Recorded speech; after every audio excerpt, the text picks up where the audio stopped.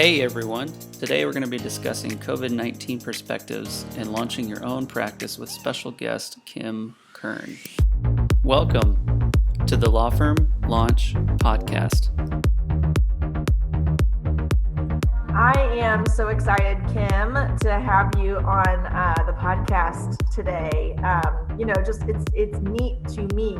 This has kind of been a dream of mine, since starting Legal Back Office in pushing out some sort of content or channel or platform, if you will, to really help lawyers in launching their firms or launching their practice.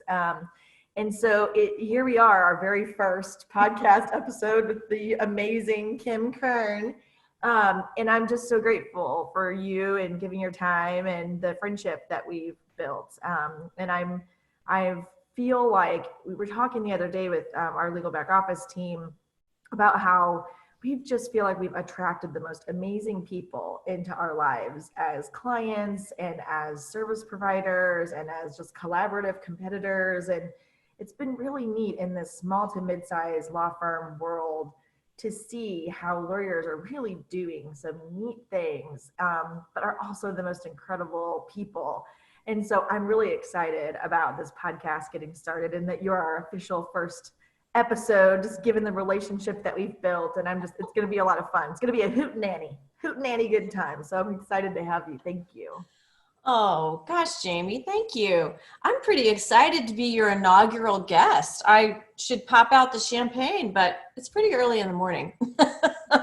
After we're done recording, we'll stop recording and then we'll pop the champagne. I have some here too. So There you go. Well, just given the times of, what's going on with coronavirus and stay home orders and, really, the global pandemic and how it's shifted society, certainly, nearly every industry is impacted. So legal is no exception there. And so, I wanted to start with that, because how do you not talk about a global pandemic that's going on right now? Because even, a year from now, 2 years from now, there are going to be, large, big, impactful things happening in our society that impact business. So I think there's a lot we can take a step back and learn from and even reflect on while we're going through this time that can really help us in our practice, years from now, whenever we're going through some other big industry change or global change. Hopefully we're not going through another global pandemic in our lifetime.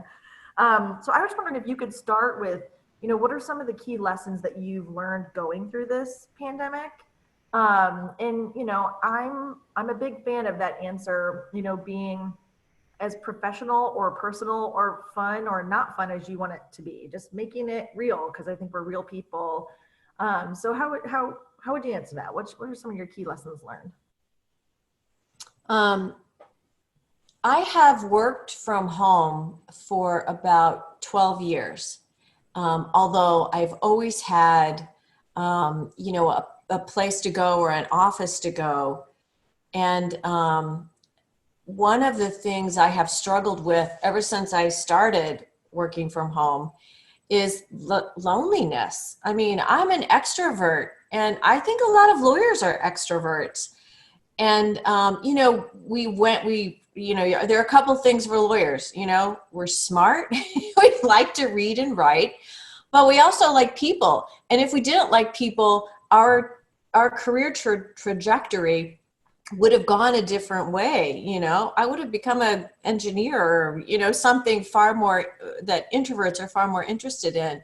So if you're an extrovert, I think first of all, you have to own that and say, look, I'm like a potted plant. And if I don't get a little interaction with people, I start to wilt. And that's just who I am. And, I have to honor that. So how do you sit? Like right now, I'm sitting in my home office by myself. It's very quiet here. I do have my little dog, so if you hear him, be forewarned. But how do I connect with other people? And I work full time as a mediator and an arbitrator. So of course I have plenty of sort of written interaction, with emails and documents, and I have plenty of that kind of interaction. but that's not enough. And what I have really worked on is trying to make sure that I have interaction with other professionals, either using the good old cell phone, which I, have at my side almost all the time, and you sort of have to if you're going to work from home. Yeah. But joining, for example, there's a mediators reflective circle, and it's a mediator out of Florida who does a monthly reflection circle, and he has mediators from around the world. It's really interesting on his call. But I started doing that during the pandemic because I felt like that helped me have some professional interaction that I really needed. And a shout out actually to Legal Back Office, because you guys are doing the weekly collaboration circle. That is fantastic. I mean, it's not a huge number of people, which I really like. I think if you had more people, it wouldn't be as good. But it's a chance to talk to other lawyers and other people in the legal profession about what's happening and how it's a combination of personal and private. And I would encourage anybody to get on and participate. That has really been helpful to me. So I think honoring who you are as a person and then making things happen during this pandemic that feed your soul, feed your soul, because it's important. This is hard. I think if any of us sit back and go, no problem, sheltering in place for 8 weeks, no problem. Oh my God, this is so tough. And like everybody, I've had sleepless nights worrying about this too, but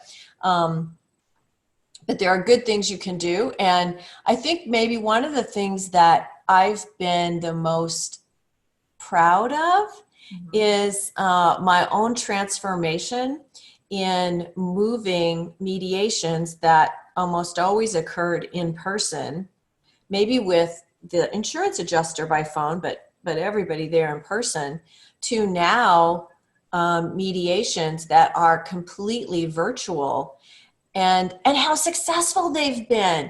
I have mediated more than a dozen cases. I'm probably over close to 24 at this point. And they really can work. And it's been cool. And in fact, there are some things that are actually better doing it by Zoom. Yeah. For example, document sharing. You know how if you're the host, you can screen share, and then you can put that document up and manipulate it and change it and, do all kinds of cool things with it. And everybody sees it in real time. And, if somebody wants to make a suggestion, or I throw a suggestion out there as the mediator, we get instant feedback. And that is pretty cool. I mean, that didn't happen when we were in person. I'd have to drag the lawyers out of their rooms into a third room. Sometimes they didn't want to do that. Sometimes, sometimes just physically we couldn't do it for time reasons or whatever. Mm-hmm. And this is so neat to be able to pull that term sheet or even the release itself, pull that release up and hammer it out with everybody looking at it. And it actually works better on Zoom. So I think that's such a silver lining.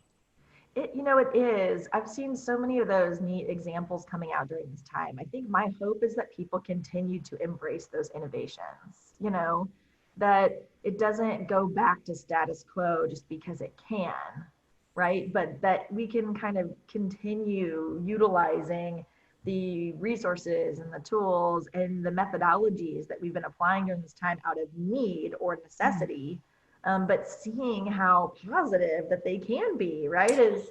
How can we continue to embrace that instead of moving backwards? That's my biggest hope, is that people will, keep the good and continue those on. And maybe there's some other things that we can let go and go back to the way it used to be. But yeah, thank you. Those are great examples. Well, I do a lot of different kinds of cases, but one of the types is special ed mediation, because I spent a dozen years at a university. So I do a lot of education law, in addition to the slip and fall and real estate and that kind of stuff too. But the special ed mediation is this teeny little niche, but really important niche in the law. And I had always taken cases in, the Metro East and Central and Southern Illinois. And now by Zoom, I'm doing all these cases all over the state of Illinois, and have made all these fun connections with lawyers from Evanston and, the suburb, the collar counties in Chicago.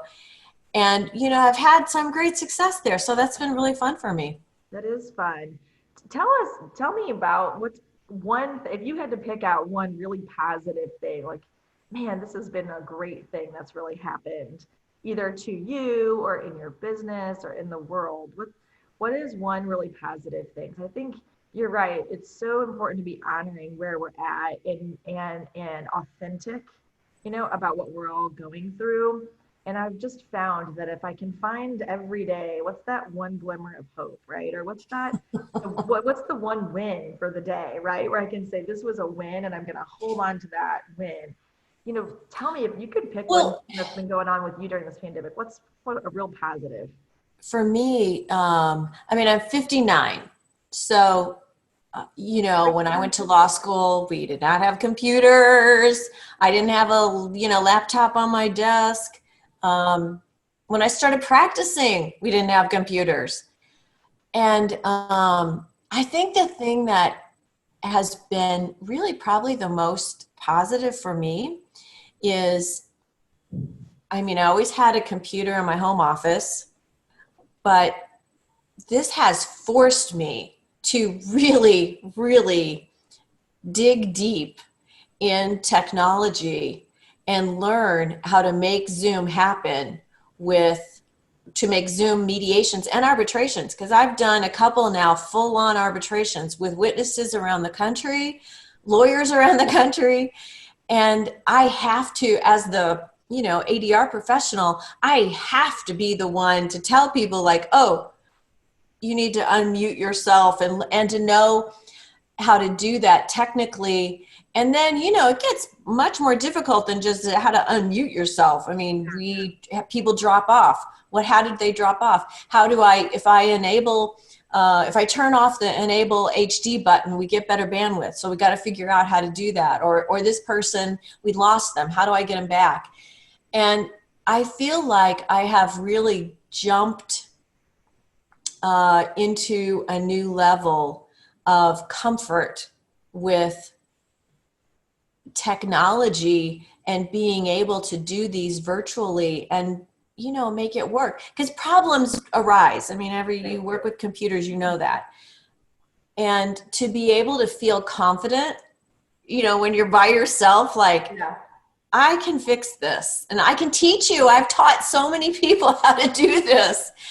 That has been really cool for me. It's very, I feel really strong and really positive about the fact that I've been able to pivot and make that transition.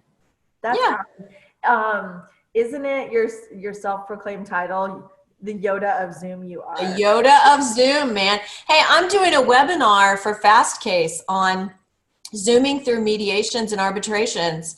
And I'm going to spread my Yoda-isms to the world. I love it. I love it. That's amazing. So leave us with your best advice. If you were going to, pick out whatever, 1-2 pieces of advice for lawyers. And I'm thinking like lawyers that are specifically considering, starting their own practice, or maybe even going into mediation or, sort of owning their own business like you are, right? If you were going to give them 1 or 2 pieces of advice as they're considering this, what would that look like? What would you tell them? Don't do it. No, I'm just kidding. I would say to try to think about shorter time increments. Where do I see myself in where do I want to be 5 years from now? And maybe even back that up to where do I want to be 1 year from now or 2 years from now? I think for me, for so long, I had a, 10-year plan, a 30-year plan. And of course, none of that has happened. There's no, if you had asked me 30 years ago where I was going to be today in my career, I would never, ever, ever have picked this. So forget here's where I want to be 10 years from now, and be open to what your career is presenting to you, and be okay with, the path that it takes. Jaimee and I are St. Louisans, so we live near the river. The river, has shaped this whole area. And I like to think of the fact that the river is deep and is strong, and the river is powerful. Let yourself, and I don't mean to sound so guru-ish, but let the strength of that river take you to where you're going. Maybe your path is going a way that you hadn't planned, but it can be a very powerful path and a really good path. Yeah. So don't always fight, like, I got to be partner at this law firm and I got to be partner before I'm 35. Maybe that's not where your path lies, and to be okay with that.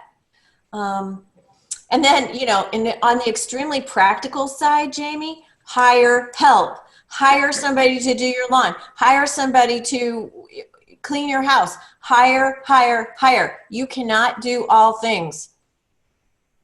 Hire people to do what you can't do because you're focusing on your career, because that's the most important thing.